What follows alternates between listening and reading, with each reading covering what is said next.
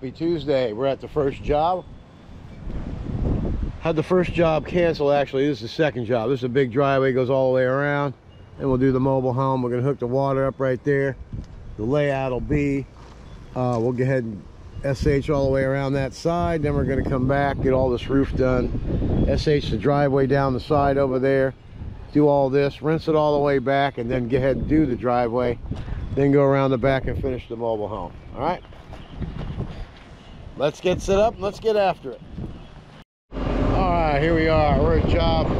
We are at the job. Okay, the driveway doesn't look real bad and the house doesn't look real bad. So the only problem we have, the lady wanted the bricks cleaned up, so I did that. And we have a little bit of this algae on the windows here.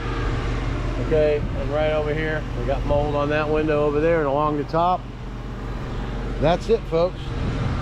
Like Mike from the Fresh Rinse always says, sometimes you have to put people over profits, okay? When I show up and see a house that really doesn't need it, and the couple's elderly and they think just because it's been a year that they need to clean their house, I always like to point out to them that they really don't need to spend the money at this time. So we got them going until November, right before the holidays get here. Then we'll come in and do the driveway and the whole place. All right, that's all I got for you today, man.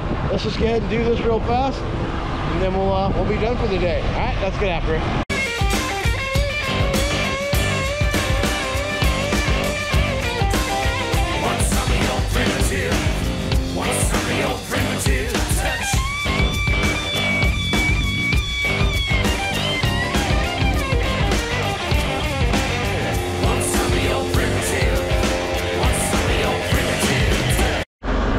All we gotta do is rinse the line out and we're out of here.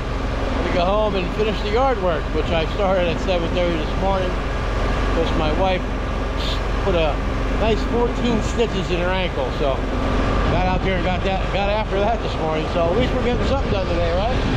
All right, that's a wrap. The whole side of the house looks great. And always remember, people over profits. And what's the other thing we got to do? Always get after it. We'll see you tomorrow. We got 2 pool cages. Hey, fellas, what's going on? Okay, while I've been home today, the yard's all done, as you can see. It looks good. My wife even said it looks good. That's a good thing, right? Okay, I don't know about you guys, but are you sick and tired of those little teeny filters you get with your injector? You know what I'm talking about. Them little things with the brass thing. It's supposed to sink down the ground. Okay, well, so am I. Well, here we're going to do today, let me put this somewhere where we can go ahead and I'll show you. We'll be right back. Okay, back to what I was saying, the filter thing. I know, I'm just tired of them. They come off all the time. So I've come up with a new way of doing things, okay? This is something you can use in your yard for putting in a sprinkler. It's 1-inch pipe, and it's threaded at the top so you can put your little nipple in and screw your sprinkler on. Run down to the next 25 feet and put another one, you know what I mean.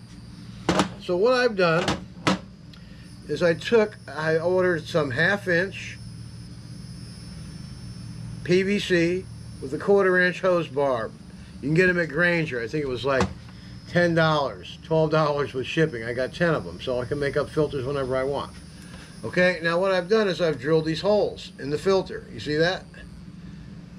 And I'm calling it a filter in the PVC tee that I got for sprinklers. And I put some across the bottom so it sinks. Okay, now this is not going to sink all on its own. So now I'm not using any glue either. This has been pounded in here, so it's not going to come out. Okay, it's got a pretty long piece of PVC in here and in here to hold this tight. This one's a shorty. Okay, and I drilled a hole in this end so I know which one the short one is. So if I have to take this apart, I can go ahead and put some a channel lock on here and get this off of here if I want. Okay, all right, now we got that. Rocks. Everybody knows what a rock is, right? These are rocks. Put a couple rocks. Okay, make sure they're not too big. You're not going to restrict the hole. Put this one here, a little bit bigger one in the end, Then when you put this cap, just make sure you get it like that. Boom. You see that? Now, this is going to sink to the bottom because it's got holes in the bottom of it. And it's got holes in the top. And that's heavy. It's going down. All right? All you need is a what is this? This is a 7/64 drill bit.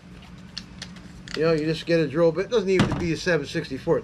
Just make sure it's only this big. You don't need gigantic holes, because then if you got something in there and it goes in there, that wouldn't make it a filter anymore, would it? If it's allowing debris to get into your thing. But most generally your SH tanks are pretty clean. And if they're not, you know, when they get empty, if you see something down there, go ahead and clean it out. Put some fresh water in.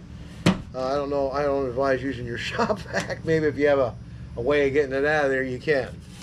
And then vacuum the debris out once you get the SH out of there. You don't wreck your vacuum. All right, I'm Don from Super Blast. All we got to do now is put this hose on there. Let me grab this one real quick. I'll be right back. Okay, we're back. This is another way you can make a filter.